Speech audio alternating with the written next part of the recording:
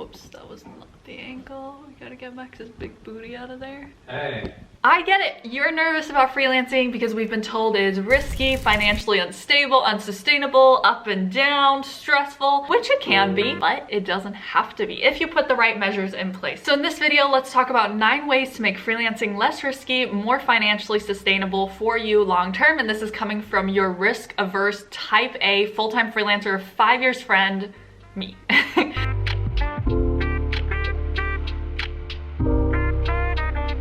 Hey, my name is Dea, freelancer, digital business manager, and most recently entrepreneur. And as always, you can find sections on the play bar below if you want to skip to a certain part of the video. Your time is precious. Take what you need. If you want to watch this on 2x, please feel free to do so. Okay, let's dive into the video.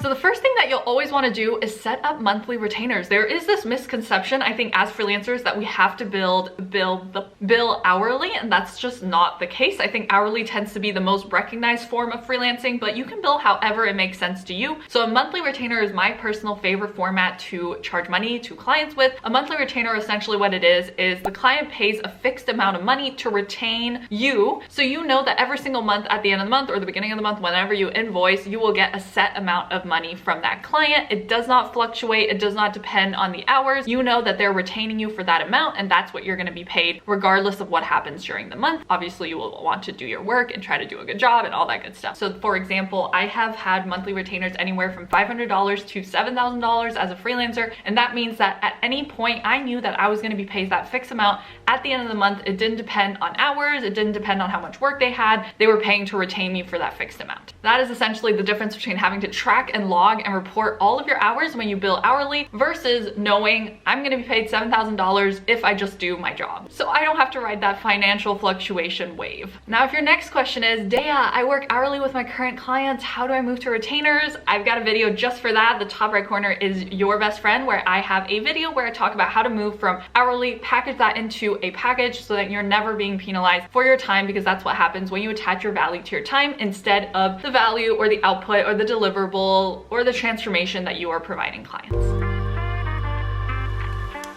The second way to make things less risky is to have notice periods. You can build notice periods into your contracts as a freelancer or as a contractor. You can build that into the agreement that the client signs when they begin working with you. You can do anything like 2 to 4 weeks. That's what I normally do. Whatever time you need to replace that income if a client decides to let you go for whatever unknown, unexplainable reason, because we both know you're amazing. So it's just like a regular job where you have a notice period in the contract. This ensures you don't go from like flush and swimming in it to eating ramen out of a can from Monday to like Tuesday. So I always do that to ensure I have a bit of buffer in case a client does want to let me go, which, knock on wood, has never happened. But yeah, that is how I protect myself.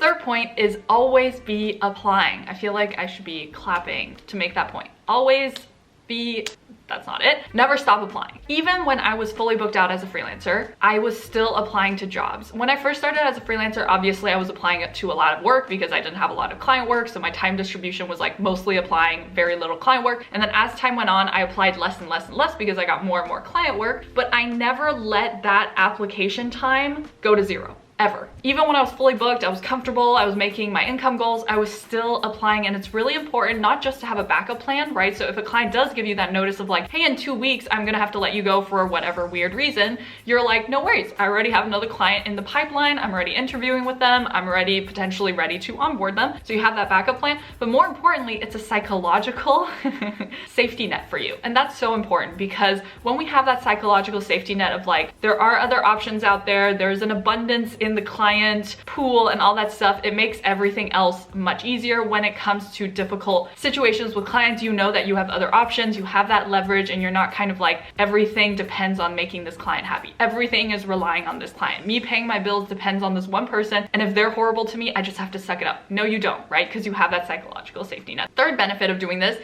is it keeps your interviewing skills up to date, right? You don't want to get super comfortable in year 1 because you're booked out, and then you just never apply to anything, and then in year 4, you drop 2 clients clients and suddenly you have to find new ones, but you haven't been applying or interviewing this whole time, which means you need a bit of time to practice in year 4, and it might take you a bit longer to find and land clients just because you're out of practice. And of course, another benefit, it gives you options. When we have options, everything is easier. When you have choices, when you have a difficult client, when you have a client that you have outgrown, it's really good to have options to be like, well, that's okay, I can let this client go and I can bring in somebody who will help me up level, because essentially that's what you should always be doing as a freelancer, is letting go of the low paying clients, the clients that don't treat you as well as the other ones, and replacing them with better ones, so your client roster is always on the up and up. Fourth thing is make sure you're always filtering clients properly. This will go a long way to sustainability in your freelance career. We don't want to just say yes to absolutely everybody that is interested in paying us money. I know it's very counterintuitive. Always run everybody through your own set of criteria. I have my own set of criteria as well of how I judge whether a client is going to be a good fit. You know, beyond whether you like them or not, whether you think what they do is cool, whether you think the skills of what you're going to be practicing is useful, it's also questions like, are they actually legit? Is this business profitable? Because if it is actually a business where there is a validated product, they have customers, they have clients, they have cash flow, that will make sure that the business that you're working with is much more sustainable, which means your role in that business is much more sustainable long-term as well. So I would ask questions like, do they have a proven product? Do they already have an audience, a customer base? You can ask these questions in the discovery call, in the interview with them, see kind of what stage they're at. I try not to sign super early stage solopreneurs just because I feel like the work ends up being like this, the money ends up being like this, and then you end up emotionally being like this. So just be very careful that you are signing clients who are at a stage where they can provide some stability to you because their business is stable as well. The boba is here. I'm just gonna block you with my hand. Because the business is stable as well. Number 5, diversify. So yes, I have become your stock bro. Just kidding, I would never do that to you. But diversification is really important, even in your clients as well, and potentially in your skill set as well. I've just thought of that. But yeah, diversify your client types, diversify the industries. That way you lower your risk. So as an example, if all your clients in the past few years have been in the travel industry, then the last few years might have been really, really rough for you. I know a lot of people who in the past few years have taken a very serious hit because of freelancers, especially working within the travel industry, who've taken a serious hit, and I feel so sorry for them. So if you can, try to diversify a little bit your client base so that you always have clients who are able to keep you on as a freelancer. Next up is just general good life, I feel like, thing to do is to build a financial safety net. Savings, you know, have them. Even if it's just setting aside $50 a month to start or $100 a month to start, I personally like to have 3 to 6 months of savings for my business to ensure that I can still sustain myself even if I have 0 clients. Again, knock on wood. Good thing this table is wood because I'm saying a lot of stuff that I don't want to happen. When you can, when it is those like high months, start stashing a bit of money away, protect it from yourself so that you don't spend that money, and then you know that if a client drops you or another client drops you, or by some horrible luck, a lot more clients drop you, that you'll still be fine. You can still carry yourself for a few months while you look for clients, while you apply to work, while you make your assets better. I have a whole video on what to do during slow season as a freelancer that I'll link in the top right corner as well. This is a smaller tip, but just another tip is to, when you introduce new policies, when you increase your rates, when you do anything to change how your clients work with you, because as a freelancer, as a contractor, you have the right to dictate the terms that you work with your clients with. That was a weird structure. Do it client by client. Don't do it across the board. Do not send out a rate raise email to absolutely everybody and be like, hey, my rates are increasing as of April 1st, and I hope you all get on board to all 10 of your clients, right? We don't want to do that. We want to kind of buffer the risk a little. We only want to do it one client at a time to be sure that if they are upset by it, or if they notice something in the policy that wouldn't work well for all your clients, that you catch that early on. And if you do lose a client, that you can replace them and not kind of have to replace everybody at once, which obviously is kind of worst case scenario, but still I always recommend doing it client by client to ensure that the risk level is lower.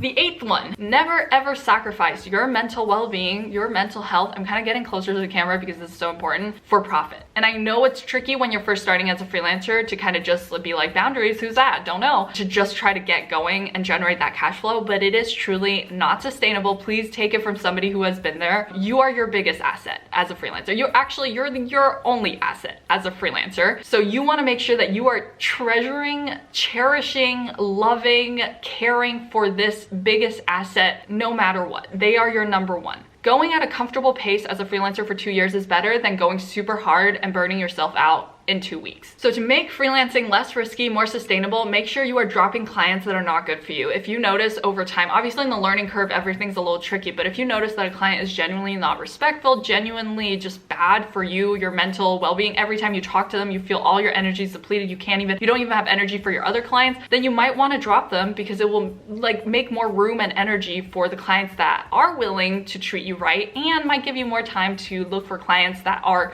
more of your ideal type clients. So this tip is to make yourself indispensable. Make yourself truly so valuable that a client needs you to run their business as much as they can. So what is your unique selling proposition? Really take some time, take a pen and piece of paper, craft your unique selling proposition. Even if you don't feel like you have a strong one now, how can you make it stronger, right? Like what do you bring to the table? What are your hard skills? And more importantly, what are your soft skills, right? And if you don't have that many, how can you build more soft skills? How can you build more hard skills? How are you different? What's different about the way you do things? What's different about your process, your framework? All those things can add into your unique selling proposition. So really take some time out to detail that and get clear on that messaging wise, because it will really go a long way to communicating that with ideal clients as well. So how do you actually make yourself more valuable to clients? It's really important to think strategically about that process, right? Think about what is going on with the client. There are a few approaches to this. The first one is figure out what the client personally struggles with doing and that they hate doing. Like they absolutely loathe it when it comes time to do it. They're always procrastinating it. It's really frustrating for you. Learn how to do that, and I promise that they will want to keep you around forever, because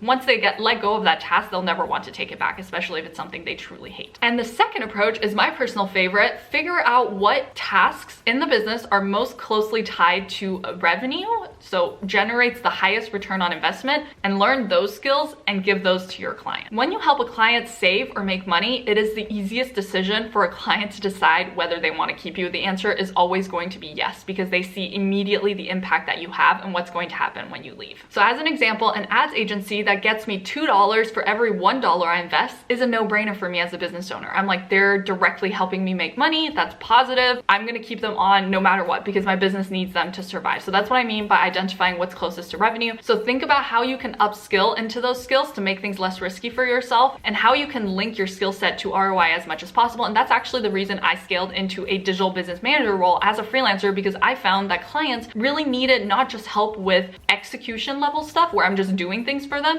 but they really needed help with the managerial stuff. They needed people to help them manage teams. They needed people to keep track of projects so that they're not keeping track of 50 projects that they have to do, and trying to do all the creative stuff, and trying to go on podcasts and do PR and all this stuff. So I was kind of taking over from them all the stuff that they didn't want to do, the day-to-day operations side, and that was freeing up tons of time, helping them make more money and saving them energy, which is kind of the holy value trifecta, as I call it. And that's why I ended up in the role that I was. Fun fact, digital business management. Make yourself irreplaceable, indispensable, so valuable that a client cannot let you go, and you'll have clients that will pay you for literally ever, and that is the lowest risk you could ever have as a freelancer, because your clients will be like, I can't run this business without you. All right, do you have a tip on how you made freelancing less risky and more financially stable and sustainable long-term for yourself? If yes, please share it below so we can all benefit from your brilliant mind. And as always, thanks so much for watching, and I'll catch you in the next one. Okay, bye.